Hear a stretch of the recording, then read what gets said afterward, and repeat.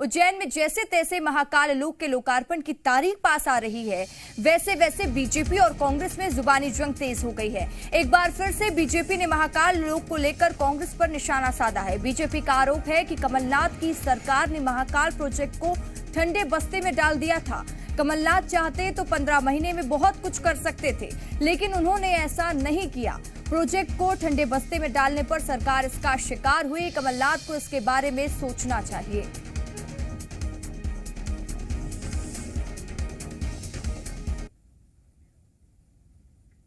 सरकार जाने के पश्चात क्या कारण था कि कमलनाथ सरकार ने उस परियोजना में एक ईंट भी नहीं लगने दी, जबकि 15 महीने में वो चाहते तो उसका 50 चरण पूरा हो सकता था।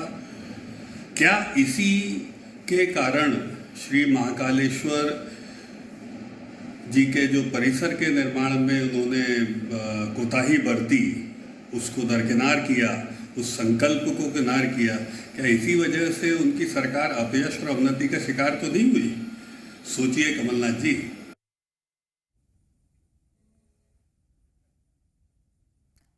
तो महाकाल लोक को लेकर बीजेपी और कांग्रेस में जुबानी जंग तेज हो गई है। बीजेपी ने कमलनाथ पर कई आरोप लगाए हैं कि 15 महीने में कमलनाथ इस प्रोजेक्ट को आगे बढ़ा सकते थे, लेकिन इस प्रोजेक्ट को ठंडे बस्ते में डाल दिया गया। महाकाल कॉरिडोर को लेकर कांग्रेस की सरकार गिरने के बीजेपी के आरोपों पर कांग्रेस ने पलटवार किया है। कांग्रेस नेता भूपेंद्र गुप्ता ने कहा कि कांग्रेस की नहीं बल्कि 2018 में संसद घोटाले के चलते बीजेपी की सरकार गिरी थी, और साथ ही कांग्रेस ने कहा कि बीजेपी झूठ और अफवाह के जरिए जनता को भ्रमित करती है। 2023 में बीजेपी को भगवान दंड देंगे।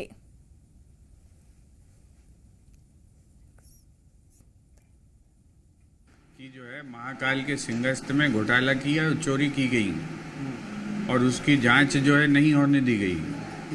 कमलनाथ जी ने तो जो है अभी होम सर्किट तो आया ही नहीं है। होम सर्किट पे क्या बोलेंगे? ओंकारेश्वर के विकास पे क्या बोलेंगे? 100 करोड़ पर। और महाकाल के वो बोलेंगे 300 करोड़ रुपया का कमलनाथ की सरकार जी ने नहीं स्वीकृत की है। बोलने में क्यों डर रहे हैं? सरकार में बैठे हो, डॉक्यूमेंट्स जारी करो। ये जो है झूठ और पाखंड फैलाकर अगर कोई सरकार जो है जनता को गुमराह करनी चाहती है तो इसका कोई बात होती है? 2023 में जो है भगवान इस जो है कैबिनेट की अध्यक्षता का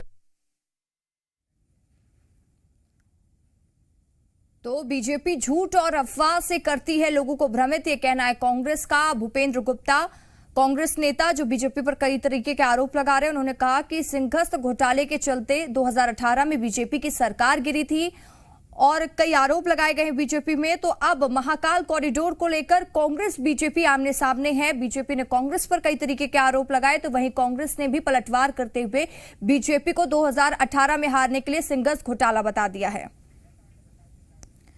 हमारे साथ जी मीडिया संवाददाता प्रिया पांडे भोपाल से लाइव जुड़ चुकी हैं। प्रिया, अब महाकाल कॉरिडोर को लेकर भी दोनों ही पार्टियां सियासी जंग देखने को मिल रही है। दोनों पार्टियां एक दूसरे पर आरोप लगा रही हैं। वहीं बीजेपी का यह भी कहना है कि कमलनाथ चाहते तो उस प्रोजेक्ट को आगे बढ़ाते, लेकिन ये प्रोजेक्ट कमलनाथ सरकार में 15 महीने तक ठंडे बिस्तर में पड़ा रहा। तो ये क्या बयान, क्या मायने निकल कर आ रहे हैं इस बयान के?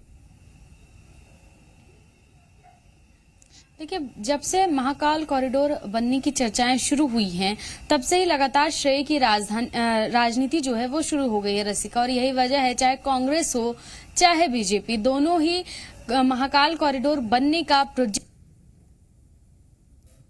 कहते हैं। भाजपा कहती है कि उनकी योजना थी 2016 में, उन्होंने इसकी आसपास के लोगों से बात की थी, समितियों से बात की थी, लेकिन 2018 में उनकी सरकार चली गई, जिसके बाद 15 महीने का और उसके बाद एक बार फिर जब सरकार आई, सत्ता में भाजपा आई फिर से, तो फिर से महाकाल कॉरिडोर पर काम शुरू हुआ है। और आज महाकाल कॉरिडोर जैसे कि कल्पना की गई थी, जैसे कि कल्पनाओं में थी, वैसे ही बनकर बिल्कुल तैयार खड़ा है।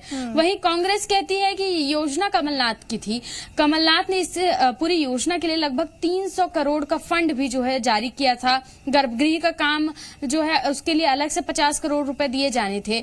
योजना पूरी तरीके से कमलनाथ सरकार की थी, लेकिन अब भाजपा आ गई है, राजनीति करी हैं और अब एक दूसरे की सरकार जाने का जो आरोप प्रत्यारोप है वो भी अब महाकाल कॉरिडोर से होकर गुजरने लगा है। जैसे ही आजकल देखा जा रहा है दोनों पार्टियों में आरोप प्रत्यारोप का दौर देखने को मिल रहा है और महाकाल कॉरिडोर में भी सियासत शुरू हो चुकी है। तमाम जानकारी के लिए बहुत बहुत शुक्रिया प्रिया आपका।